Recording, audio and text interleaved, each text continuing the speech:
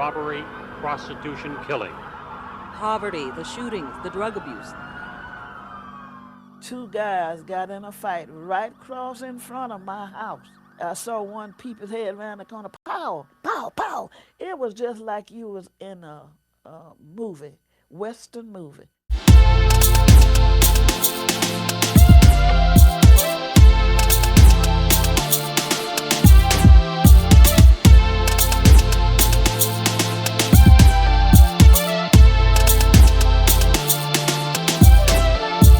Eva Davis moved into Atlanta's East Lake Meadows housing project in 1971.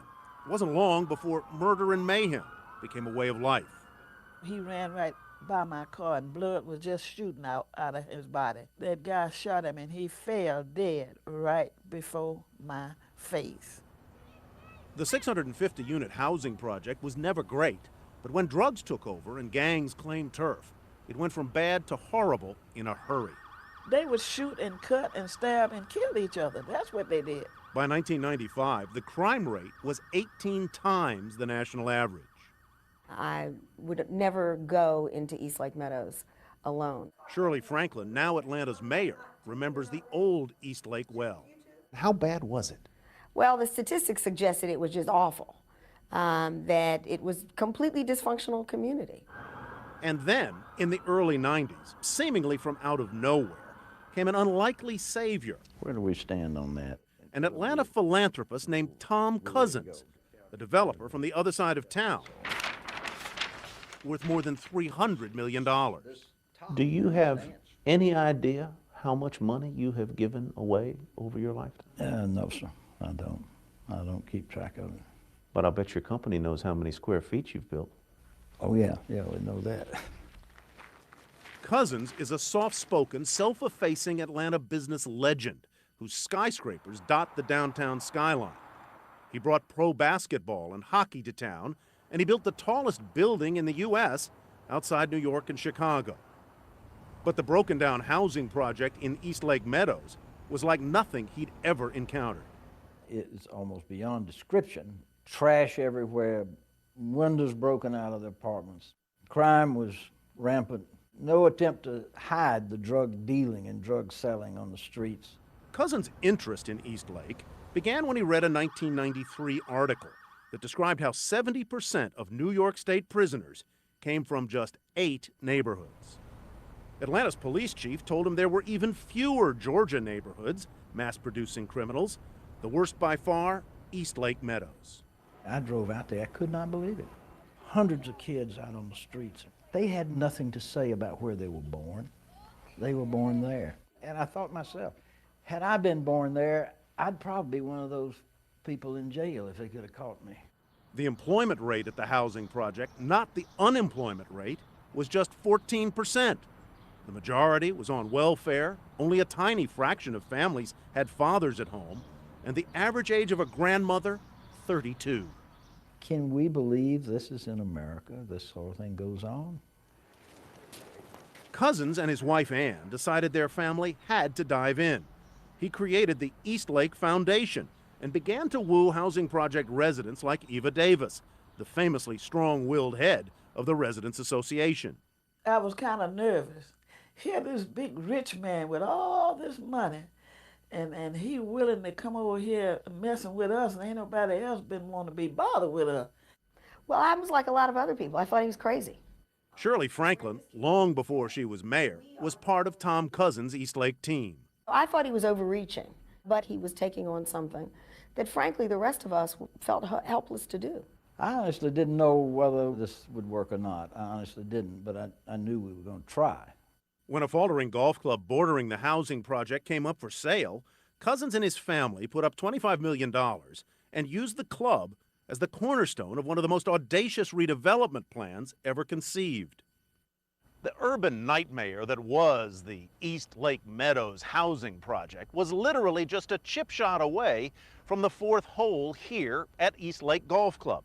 Founded in 1904, this historic, very private club had itself fallen into disrepair from neglect and was on the brink of bankruptcy. Incredibly then, when a plan was developed to transform the housing project, golf traditionally exclusive, traditionally white, became the driving force to help turn around the neighborhood. It was golf, of all things, privileged, pristine, genteel golf, that helped save Eastlake.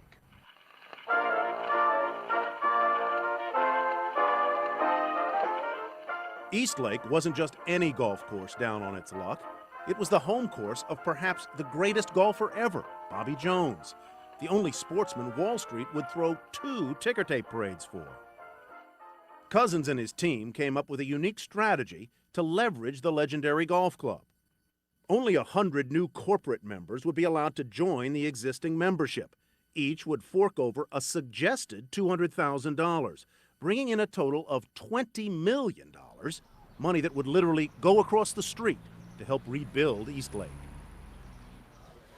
Raising money was one thing, winning trust another. Cousins had to persuade hundreds of residents to move out of the housing project and have faith they'd be able to return. How did you get their trust? We didn't get it very quickly. I think they'd been promised so many things. They did not believe that we were going to do what we said we were going to do. So you were suspicious of him? Yes. I had some high officials to tell me, say, you better watch him, say, because he's sneaky. I was not happy because I didn't understand the golf course. But what the refurbished world-class golf club did was kickstart the redevelopment of Eastlake. It brought public attention, commerce, jobs. This was Eastlake 10 years ago, and this is Eastlake today. Torn down, rebuilt, utterly transformed. Clean, safe, family-friendly. This was a pretty hellish place. Pretty And now? is heaven. In the new neighborhood, half of the 542 units are reserved for families on public assistance. The rest for middle-income working families who pay market rates. Red light, green light. There's a brand new YMCA.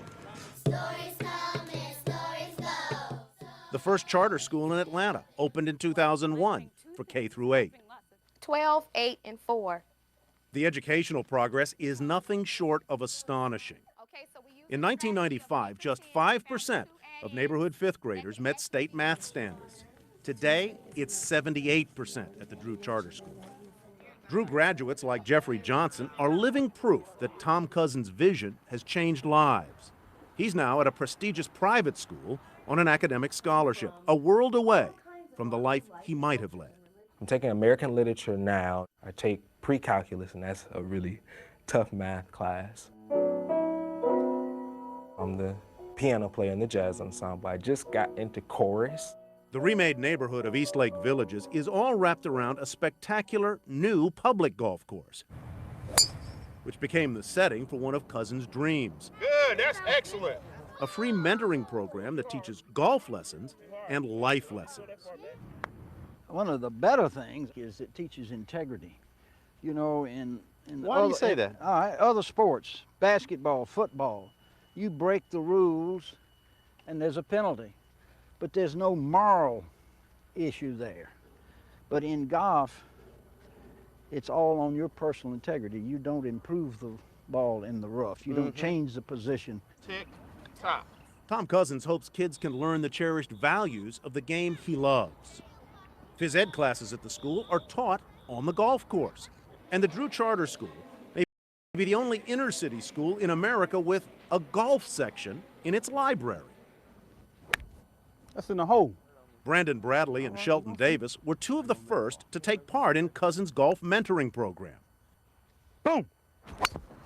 Today, they're freshmen at Grambling, the first members of their families to make it to college. They're on golf scholarships.